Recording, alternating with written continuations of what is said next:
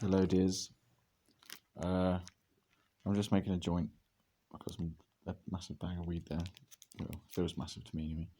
And just going to put it in some tobacco. But that's not my purpose here. I just wanted to talk about deity worship, or devotional practice to deity or deities. And well, I've been doing it for a year or so. Maybe more, maybe 2 years actually, now I think of it, whereby essentially you take an idol, as in a statue or a figure or a picture or a mantra, even a focus point of one of the respected, well-known, or any old deity, I suppose, that's available from whichever religion or way of life or faith or whatever you want to go with. And basically, my understanding of my devotional practice has been to explore my relationship with that form that the deity takes and to try and understand what they are conveying to me, either through the artwork or through how I interpret the artwork, and to really just to try and commune with the idol in a way such that I can kind of get to understand why they've been represented like that, where they come from, what the artwork means, or what the statue pose, for example, means, and what the colours mean, and any backgrounds, etc. And to try and just sort of be still and relate and talk with the deity and pray, like asking for guidance and for feedback and for help and for specific requests as well. And I just wanted to sort of say how it's been going in a way as I roll a giant joint. Sorry to distract you. I have no face. I've been face offed. Yeah. So I've tried various different deities over the year, 2 years or so. All various different idols, statues, pictures, whatnots, and I found it all very fulfilling. Honestly, very challenging as well, though. Because one of my ways of dealing with or approaching the deity is through cannabis use. So what I'll tend to do is I'll get some weed, but I'll be very sort of focused, and I'll get a statue or a picture of a certain deity who I'm interested in worshipping and understanding, and I will spend time with them, but I will do it while stoned so that I can really focus. Some of the attributes of cannabis are that they can really enhance your ability to stay on one thing, and go into a sort of daze. Well, it's not really about going into a daze when I'm doing with deity. I'm trying to sort of get at a deeper level of understanding than I could without the nature vibes that weed gives me. Because I think that the deities are manifestations from the universe, from God, from source, from consciousness, and nature is also its own deity, so that it comes from the same source. So you can commune with nature and you can commune with representations of deities in a similar sort of way. And the weed, I feel, for me personally, just helps me to zone into something specific for a longer period of time than I would normally be able to do, and get more insights and more understandings from whatever practice I happen to be doing. Yeah, and that's not only the way I use weed. I mean, I do use it to just chill out or zone out or whatever, but usually I'm trying to use it in a focused way so that I'm not just sort of putting strange drugs in my body for no purpose. Trying to make the most out of it. Yeah, I mean, I don't want to anger any of the deities by saying anything bad against them, but I have certainly had some interesting experiences worshipping them because they are very responsive. I have dedicated not an equal amount of time, but a certain amount of time to the deities from Hindu tradition, Buddhist tradition, a little bit of symbolism from the Jewish tradition and the Christian tradition, but also some of the Christian deities like Jesus and Mary and the God that is spoken of in the Bible, spending time communing with them and angels and looking at dragons as well and how they convey the essence of a deity in a very sort of concise form. I think that dragons are a way that we can things like dragons, fairies, mermaids, unicorns, like in between world spirits, basically, is what I see them as.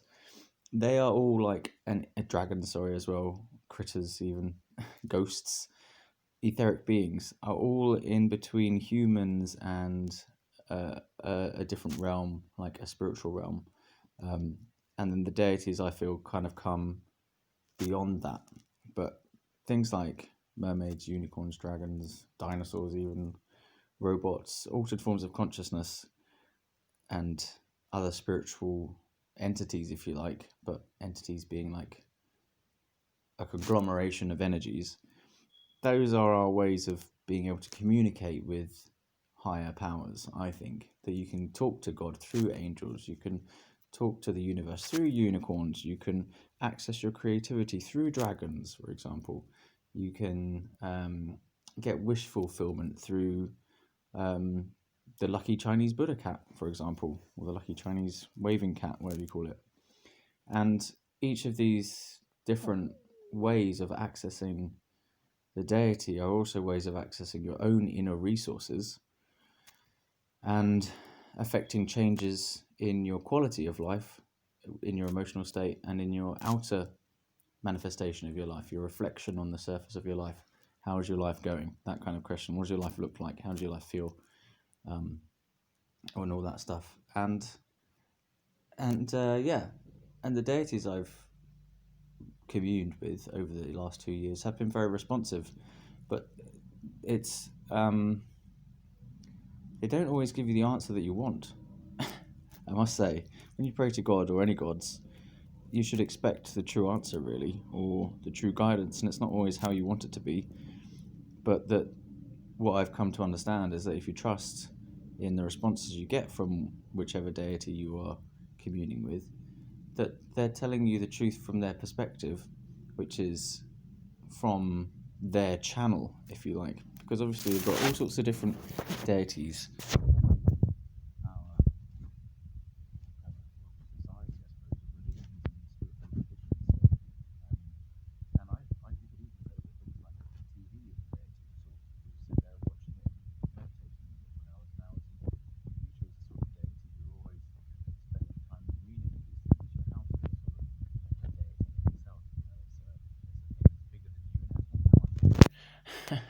And that supports you. So food, in a way, is a form of deity. It's something that we need, that nourishes us. It's a form of consciousness that when we ingest it, it gives us life force and energy. So it's a sort of higher value thing. Maybe not a deity in itself, but food is certainly up there with being a good thing. Anyway, what I'm trying to say is there's loads of different ones to choose from. And if you haven't been brought up in a specific religion or faith, we do have a lot of different options available to fulfill our spiritual needs as a non-denominational spiritual person. And as I was saying before, each deity that you come across has their own background, their own stories, their own messages, their own meanings, their own qualities, their own abilities to help you. And then there's some things then that certain deities just aren't fussed about. Like when I spoke to my Buddha statue a long time ago, he didn't seem particularly interested in my career whatsoever. He was just like, dude, forget about it, crack on with your meditation, your career is not important right now, do something else for the meantime. And then, for example, Shiva, when I report to Shiva, he gives me instant advice on decision making, essentially. If I'm ever stuck for, I don't know what to do next, I think of Shiva, or I pray to him, or I do a mantra, or I talk to him in my head or out loud, or I think of a picture of him, and I think of his three-pronged staff, his fork, and I think at the central staff point, and I think that's this decision arrow. And whenever I think of that decision arrow, it just says, this is the right thing to do for you right now. It gives me the idea straight away, and I say, right, I've got to spear it. I've got to spear this idea. Let's go spear. Here's what we need to do. I'm going to go out for a walk, or I need to go to the shop, or whatever it happens to be. Fight. This is the moment. It's time to make a call. Bam! Shiva spiked it. And then let's try and bring some of the other. So Jesus, I've been speaking to Jesus on the local statue outside the church. Just go and spend some time, have a look at him, see how he has been portrayed, and then take some time to communicate with the spirit that I perceive to be inside of him, and ask him questions and genuinely tell him how I am and what I need from him, if you like.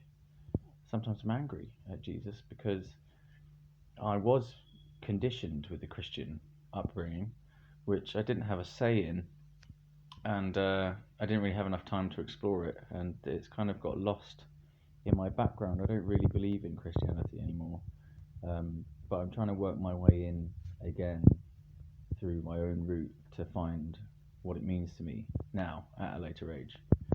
So I've been talking to the Jesus, and he's great. He's very welcoming, wise, powerful, healing, redemptive person inside the statue. And so that's the Christians. Islam, obviously we don't represent the deity in Islam, but I have a sense of Allah, and I do ask Allah for guidance occasionally as well. And I sense him in the background, if that makes sense, as a powerful force of the universe. I don't want to annoy anyone by these are all my personal feelings.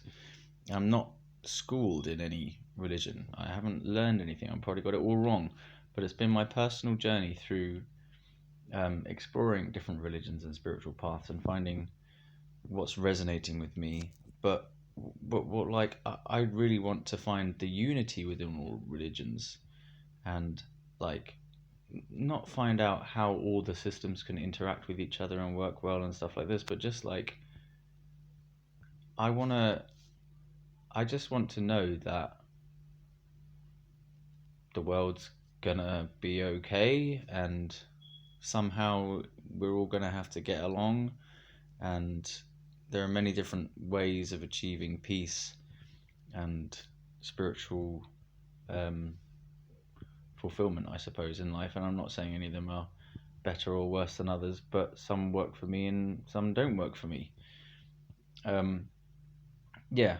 Anyway, I think the main message is, if you are interested in deity worship or devotional practice, don't be afraid to just go with your feelings, go with your gut, and go with your truth, and find some deity or deities, or even in between human and divine, like as I was saying before, like angels, mermaids, leprechauns, fairies, nymphs, air spirits, ghosts, whatever it is that gets you ticking, go for it. I don't know. I just want to be honest.